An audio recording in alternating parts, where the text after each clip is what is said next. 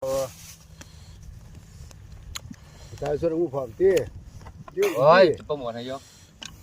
ถ่ายแล้ววะ ถ่ายแล้ว โอเค1 2 3มาพี่น้องกินข้าวกับซอยจุแซ่บๆแจ่วคมๆกับเบาปอมดูแล้วผาหมูมาพันนี่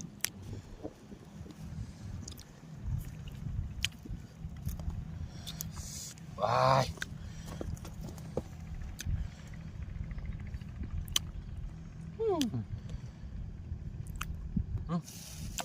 ไปอีกคำหนึ่ง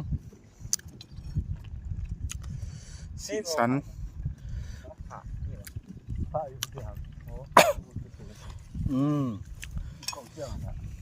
ก่อน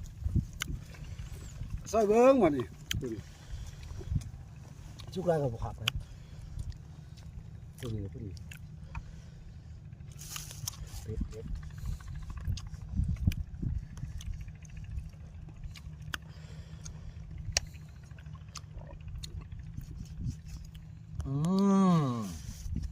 โอเค